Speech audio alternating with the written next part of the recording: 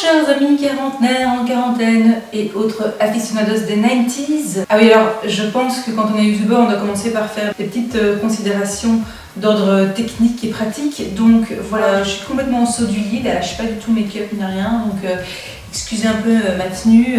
Et aussi, oui, j'ai plus de piles dans mon micro, j'espère que le son ne sera pas trop désagréable. Voilà. Voilà, donc comme tout un chacun en confinement, je cherche à passer le temps et donc je me suis dit pourquoi pas me refarcir toutes les vieilles séries 90s.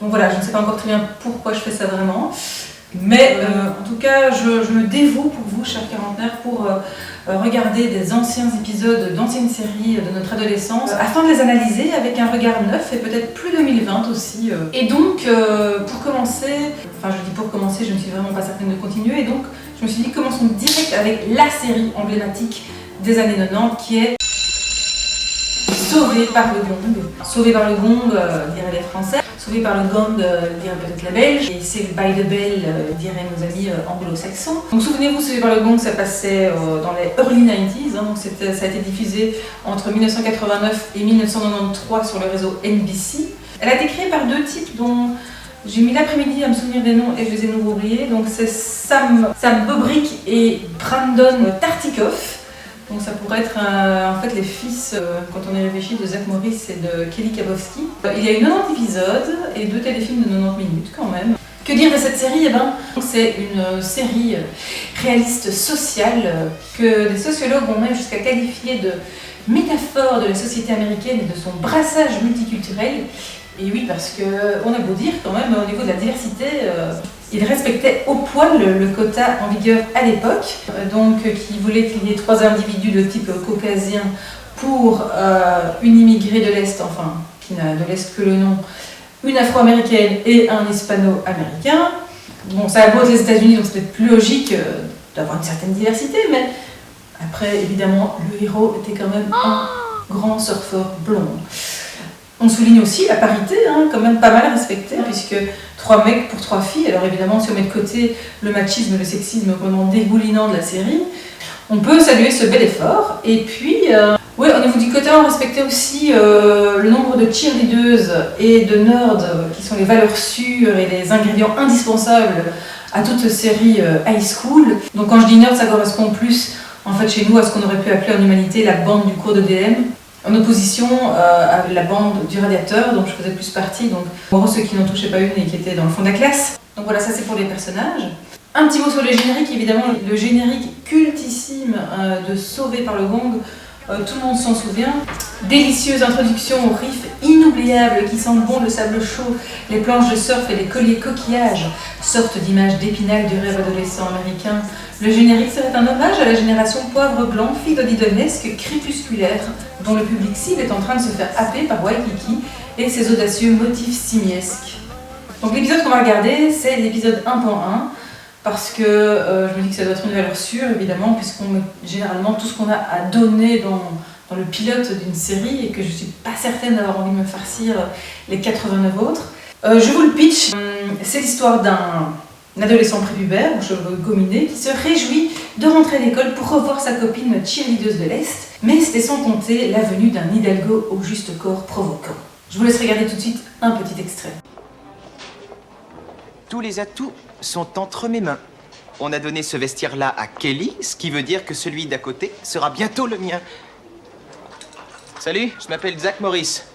Et moi, Roger Rabbit, ça te va? Non, dis-moi ton nom, sois sympa. Slater. Sauvé par le Gong, sous ces airs un peu légers de sitcom cartonné, c'était une putain de série intellectuelle en fait, avec divers degrés de lecture, vous allez voir. Elle utilisait aussi pas mal des figures de style finalement assez innovantes, en tout cas qui dénotaient pour le genre, donc notamment la technique de l'aparté, dont était friand Zach Morris. Souvenez-vous, il avait l'habitude de s'adresser aux spectateurs comme s'adresserait un youtubeur ou une youtubeuse. Donc ce principe de casser le 4e mur, au cinéma on appelle ça la fonction cognitive aussi, donc c'était quand même assez élaboré finalement. Un petit mot sur le look. Déjà au niveau de la coiffure, eh bien, vous vous en doutez, le chouchou règne en maître sur le sommet des crânes de Bayside, bien que prise au piège par des coiffures gonflées à la lunette et des franges défiant la loi de la gravité, qui se terminaient généralement par une petite queue de cheval rejetée négligemment sur le côté. Pour les mecs, on est dans la surenchère capillaire, donc une philosophie proche de « il y en a un peu plus, je vous le mets quand même », quitte à ne savoir que faire de cet encombrant. Donc au pire, on le rejette en arrière à grand renfort de gomina, ou bien on le plaque en moquette sur la nuque. Eh bien oui, parce qu'on n'est jamais évidemment à l'abri d'un courant d'air, surtout quand on porte un Marcel.